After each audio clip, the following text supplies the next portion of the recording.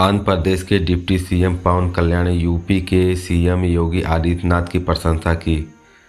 गोल्लागोलू में वे प्रदेश की कानूनी व्यवस्था पर जम के बरसे और अपनी ही सरकार में गृह मंत्री अनीता की आलोचना की। राजमहेंद्रवरम जनसेवा पार्टी के प्रमुख पवन कल्याण ने कहा, मैं गृह मंत्री होता तो स्थिति अलग होती। अगर पुलिस की हिम्मत नहीं है तो अपराधियों के वैसे ही निपटा जाना चाहिए जैसे उत्तर प्रदेश योगी आदित्यनाथ ने किया। उन्होंने कहा, अपराधियों की कोई जनजाति धर्म नहीं होता। उन्होंने हाल ही में ये यौन उत्पीड़न मामलों को अपनी पीड़ा जाहिर की और गृह मंत्री अनीता पर अपनी भूमिका की पूरी विफल होने का आरोप लगाया। पवन ने कहा कि अनीता गुरु अब गृह मंत्री हैं, मैं सिर्फ पंचायत राज और वन पर्यावरण मंत्री हूँ। आपको गृह मंत्री के तौर पर जिम्मेदारी लेनी चाहिए। अगर मैं गृह मंत्री का कार्यभार संभालता हूँ तो चीज़ें अलग होती। अगर चीज़ें नहीं बदलती है तो मैं भविष्य में गृह मंत्रालय जिम्मेदारी संभाल सकता हूँ। मुझे परवाह नहीं कि मैं इस पद पर हूँ या नहीं। उन्होंने कहा कि हमने आपको बार बार याद दिलाने की ज़रूरत नहीं है। भारतीय दंड संहिता क्या कहती है, जब तक सज़ा न हो जाए तब तक कोई नरमी नहीं बरतनी चाहिए। जब हम बाहर जाते हैं तो हमें हमारी आलोचना करते हैं। डीजीपी के इसकी जिम्मेदारी लेनी चाहिए। जब किसी लड़की के साथ बलात्कार होता है तो जाति आड़े आ जाती है।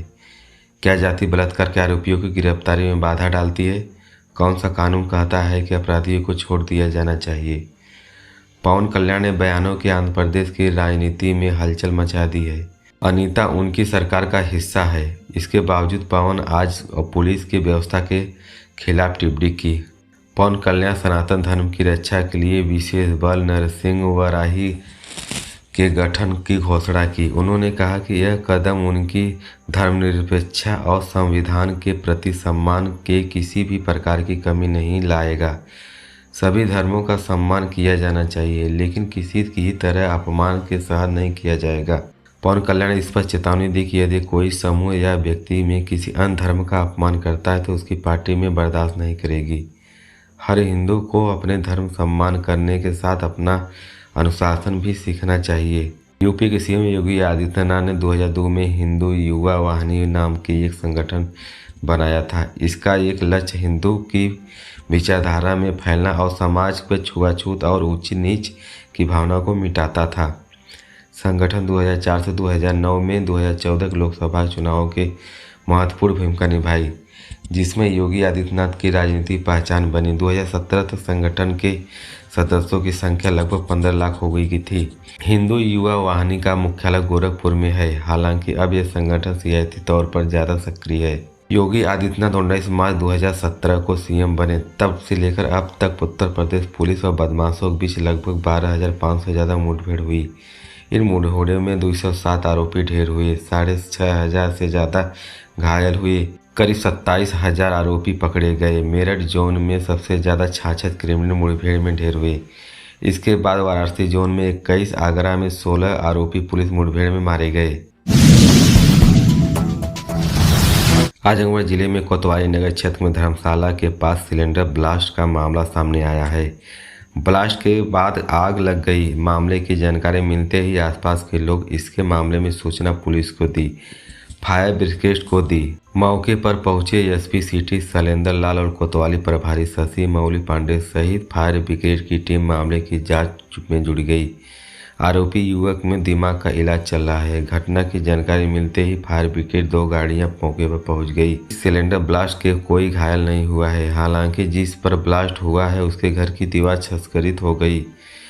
मौके पर पुलिस, फॉरेंसिक और फायर ब्रिगेड की टीम मामले की जांच में जुड़ी हुई है। आरोपी अजीम ने कागज जलाकर गैस पाइप पर निकालकर आग लगा दी थी, जिस कारण सिलेंडर धमाका हो गया। घटना के बाद मौके पर पहुंचे जिले के एसपी सिटी शैलेंद्र लाल ने बताया कि धर्म नल और के पास जहां सिलेंडर ब्लास्ट हुआ है वहां मोहम्मद अजीज नाम का लड़का रहता है। किचन में जैसे ही गैस जलाया, ब्लास्ट हो गया। स्थानीय लोगों ने बताया कि मोहम्मद अजीज इसके पहले भी आग लगाने की अंजाम दे चुका है और इसके कारण उसे चोट लगी है। पुलिस, फायर ब्रिगेड की फार्मेसी टीम मामले की जांच में जुड़ी है। युवक से पूछताछ की जा रही है। मामले की जांच के बाद जो भी तक सामने आएगा वो दोषी पाया जाएगा। उसके विरुद्ध कड़ी वैधानिक कार्रवाई की जाएगी। देर रात तक हुई सिलेंडर ब्लास्ट में पूरे इलाके में हड़कंप मच गई। वहीं सिलेंडर ब्लास्ट की सूचना मिलते ही बड़ी संख्या में लोग मौके पर जुट गए। झारखंड के गढ़वा और चाईबासा में नरेंद्र मोदी ने अपनी पहली जनसभा की। इसका फोकस पॉइंट था रोटी बेटी माटी महिला और युवा भाषण की शुरुआती। उन्होंने 6 पर्व की शुरुआत के साथ ही इसके बाद उन्होंने 3 नवंबर को जारी भाषण के संकल्प पत्र ऐतिहासिक और झारखंड के विकास के लिए महत्वपूर्ण बनाया। खास बात रही कि पूरे भाषण में पीएम मोदी ने झारखंड मुक्ति मोर्चा पर हमला बोला, लेकिन सोरेन परिवार के नाम नहीं लिया। जानकारों का कहना है कि ऐसा के पीछे उनका आदिवासियों को साधने का प्रयास भी हो सकता है। आदिवासी समाज के सोरेन के परिवार की बैठक अभी बरकरार है। पीएम मोदी ने चाईबासा टाटा कॉलेज मैदान में अपना पूरा भाषण आदिवासियों को फोकस करके की। बिरसा मुंडा लेकर अंग्रेजों ने लड़ने वाले आदिवासी योद्धाओं को याद किया। कांग्रेस और राजदल के आदिवासियों विरोधी बताया। इस दौरान उन्होंने सीता सोरेन का इन्फार्म के अंसारी टिप्पणी की भी जिक्र की। नारी शक्ति के अपमान से जोड़ा। पीएम मोदी ने कहा कि भाषण को उचित सम्मान मिलेगा। पीएम ने कहा कि आदिवासी समाज को मजबूत किया जाएगा। धरती आबा जनजाति ग्राम उत्कर्ष योजना और पीएम जन योजना में 1 लाख करोड़ रुपए का खर्च किया जाएगा। धान की एमएसपी 31,000 रुपये होगी। 2019 में विधानसभा चुनाव में आदिवासी रिजर्व 28 सीटों में भाजपा सिर्फ 2 सीटों पर ही जीती थी। इसके लिए कारण सत्ता के दूसरे हो गई। राजनीतिक पंडितों का मामला है कि बीते विधानसभा चुनाव के बीजेपी का अलग लड़ना घातक साबित हुआ। अगर दोनों लड़ने तो कम से कम 4 से 5 सीट जीत सकते थे। भारतीय विकेट कीपर बल्लेबाज ऋद्धिमान साहा क्रिकेट के साथ सभी फॉर्मेट में संन्यास का ऐलान कर दिया है। 40 साल के साहा ने पिछले 3 साल की टीम से बाहर हैं। उन्होंने अपना आखिरी इंटरनेशनल मैच 2021 वानखेड़े में न्यूजीलैंड के खिलाफ खेला था। सोशल मीडिया प्लेटफॉर्म एक्स पर उन्होंने कहा कि मैं मौजूद रणजी ट्रॉफी सीजन उनका आखिरी टूर्नामेंट होगा। उन्होंने क्रिकेट में शानदार यात्रा के लिए बंगाल क्रिकेटर का आभार जताता है। अपनी क्रिकेट जर्नी को याद करते हुए साहा ने कहा कि क्रिकेट में एक यादगार यात्रा के बाद यह रणजी सीजन के मेरा आखिरी होगा। मैं एक बार आखिरी में बंगाल को रिप्रेजेंट करने का सम्मानित महसूस कर रहा हूं। संन्यास से पहले केवल रणजी ट्रॉफी खेलूंगा। साहा ने भारत के लिए 40 टेस्ट खेले हैं, जिनमें 29.41 के औसत से 1353 रन बनाए हैं। साहा ने टेस्ट क्रिकेट में 3 शतक और 6 अर्धशतक भी लगाए हैं। उन्होंने विकेट कीपर्स के स्लिपिंग के लिए जाना जाता है। एमएस धोनी ने रिटायरमेंट के बाद टेस्ट क्रिकेट में साहा के बाद विकेट बल्लेबाज थे। साहा टेस्ट के भारतीय विकेट कीपर द्वारा बनाए गए शतकों के मामले में धोनी और ऋषि पंत के बाद तीसरे नंबर पर हैं। साहा का रणजी ट्रॉफी बंगाल की तरफ से खेलना को तय है, लेकिन वे अगले साल आईपीएल में खेलने नजर नहीं आएंगे। हाल ही में जारी रिटेंशन लिस्ट में गुजरात टाइम्स के उन्हें रिटेल नहीं किया है। साहा ने भी मेगा ऑप्शन के लिए रजिस्ट्रेशन नहीं कराया। साहा ने पहले आईपीएल 2008 में हर सीजन का हिस्सा रहे हैं।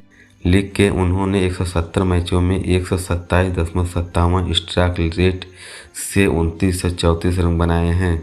इसमें 1 शतक और 13 अर्धशतक शामिल है। इसके अलावा उन्होंने भारत के लिए 9 वनडे भी खेले हैं, जिनमें 13.67 के औसत के साथ 41 रन बनाए।